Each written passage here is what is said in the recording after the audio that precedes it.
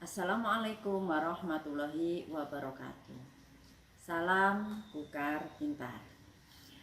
Halo anak-anak, sahabat Kukar Pintar, apa kabar? Mudah-mudahan hari ini anak-anak dan kita semua dalam keadaan sehat walafiat. Anak-anak, kita berjumpa lagi dengan pembelajaran Bahasa Indonesia kelas 8. Kita akan melanjutkan pelajaran pertemuan yang telah terdahulu. Kita masuk di bab 4 tentang teks puisi dan kali ini merupakan pertemuan yang ketiga.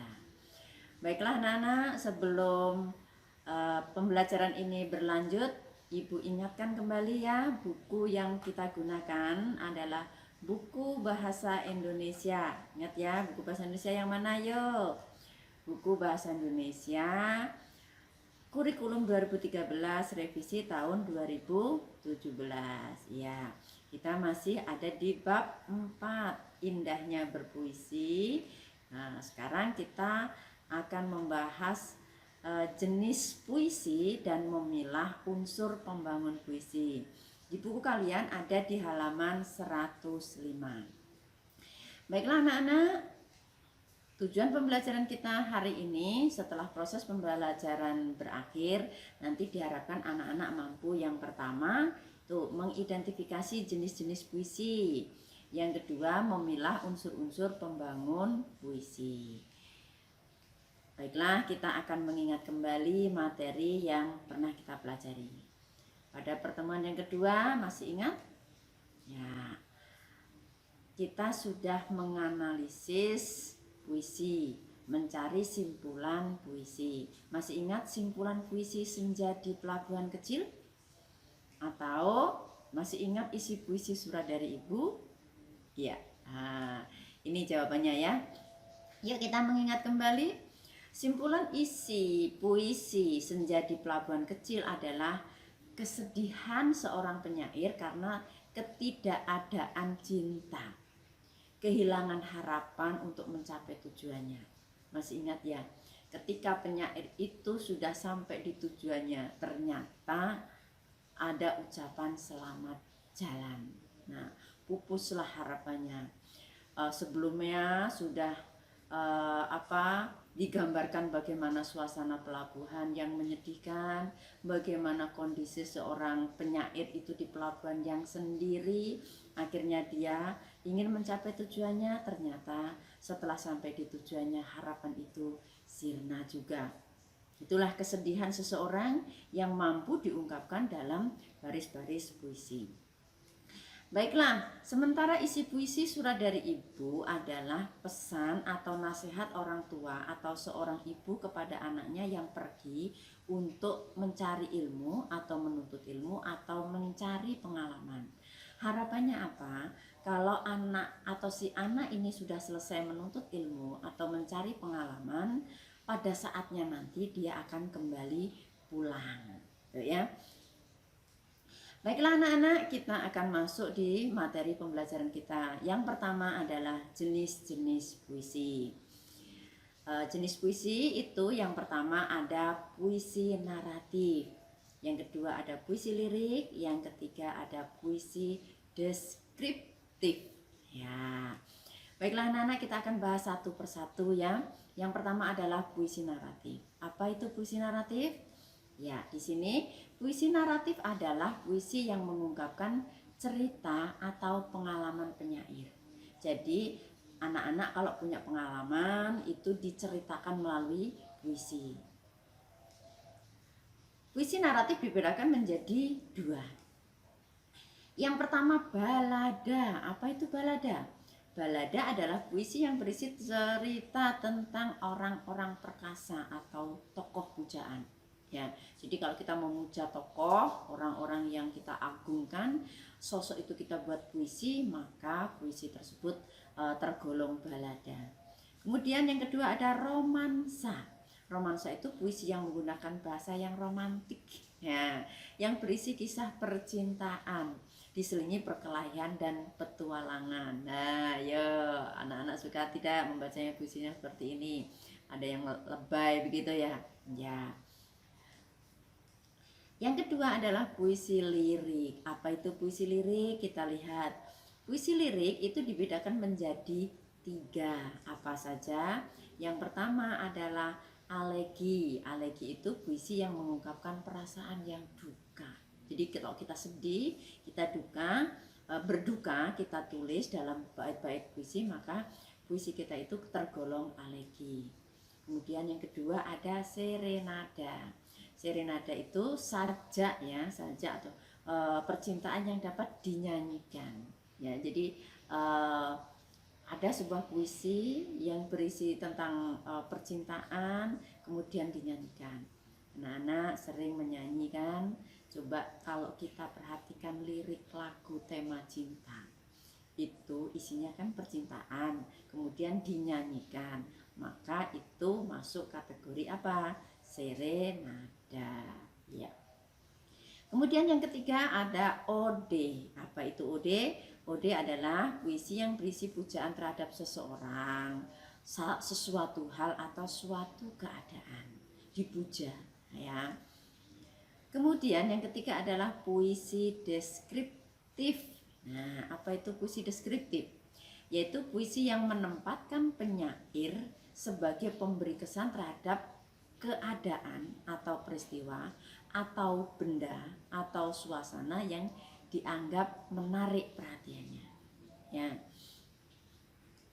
Kemudian puisi deskriptif dibedakan menjadi 2. Apa saja? Yang pertama, satire.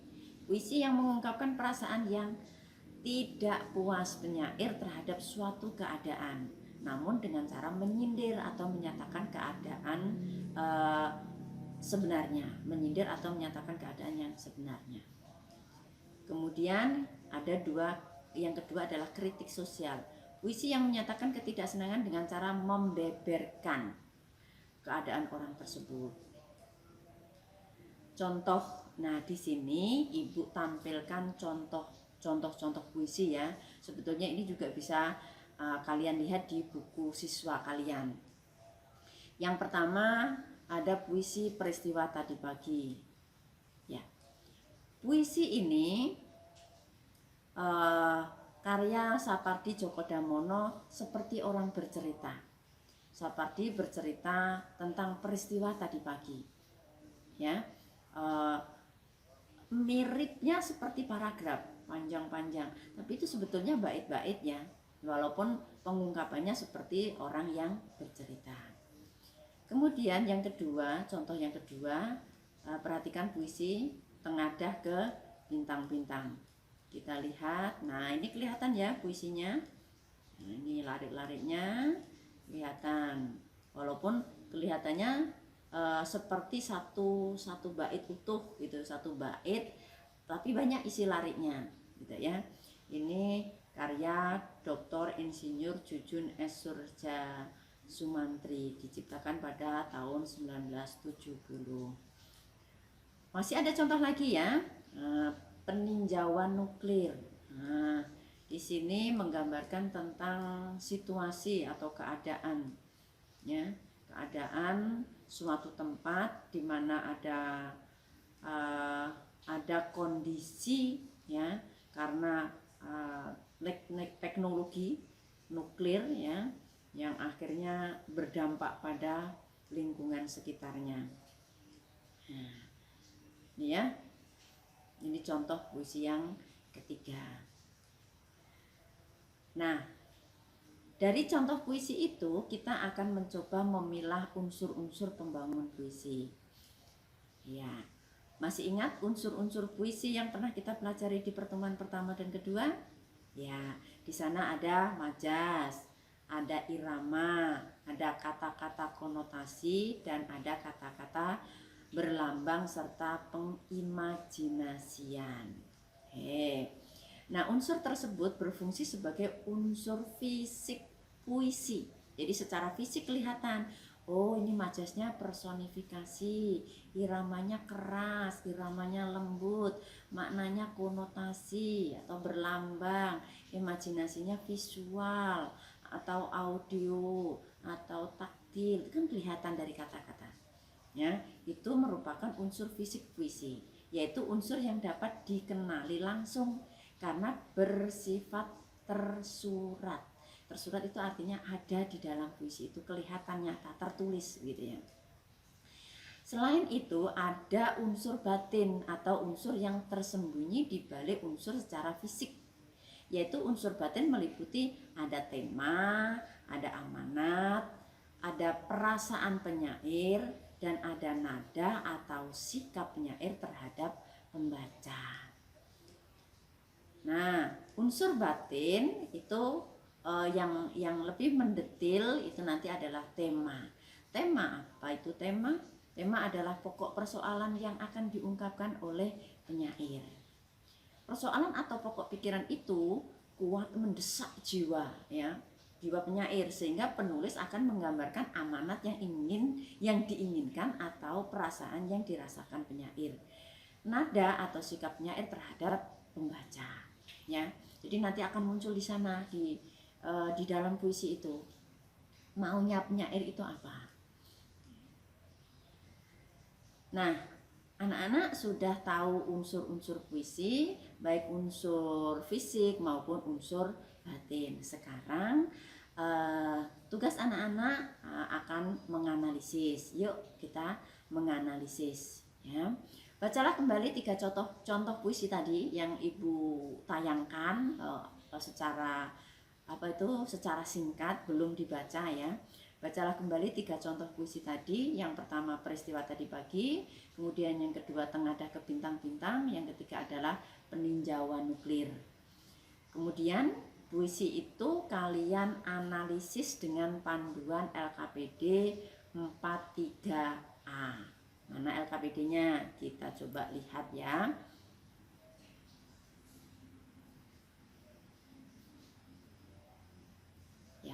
Ini LKPD 43A, jenis-jenis puisi. Puisinya ada 3. Pertama peristiwa tadi pagi, yang kedua Tengadah ke Bintang-Bintang, yang ketiga peninjauan nuklir. Nah, analisis puisi tersebut dengan panduan LKPD 31.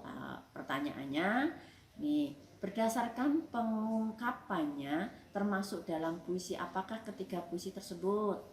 Nah, tadi di awal sudah ada ya jenis-jenis puisi ya. Di antara puisi-puisi itu ada bagiannya lagi loh ya, jadi lebih spesifik nanti.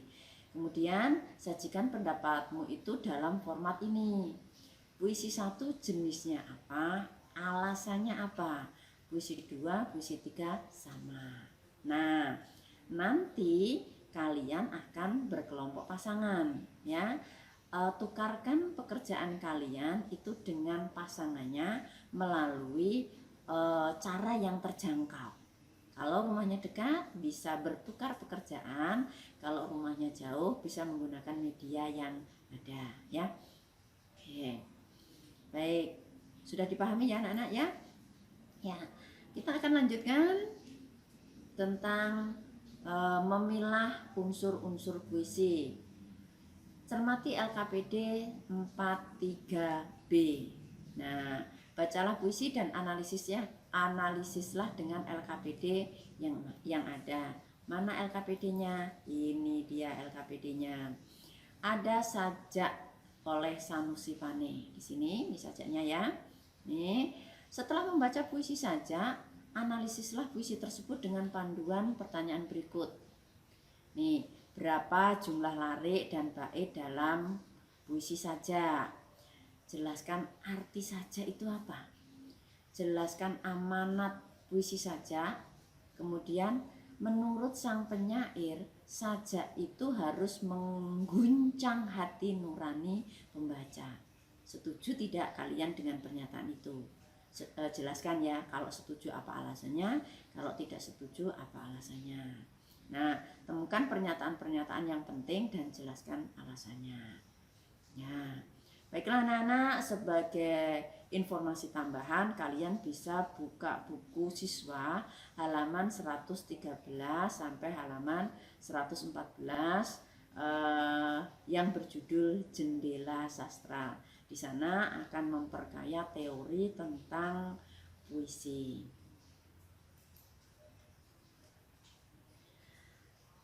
Anak-anak, kita akan memperdalam makna kata atau kata bermakna konotasi.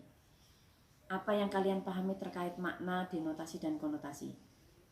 Pernah kan membahas ya? Di pertemuan kemarin kita sudah mencantumkan makna denotasi atau makna dasar dan makna konotasi atau makna tambahan. Bedakan makna denotasi dan konotasi. Nah, di sini penjelasannya ada di buku kalian ya. Coba Ibu tayangkan dulu makna denotasi dan konotasi. Nah, di sini pengertiannya sudah ada. Makna denotasi itu makna yang tidak mengalami perubahan apapun dari makna asalnya.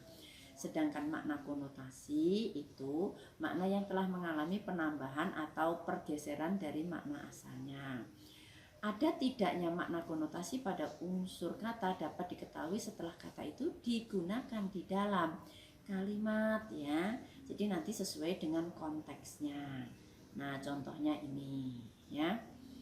Ada makna denotasi, ada makna konotasi.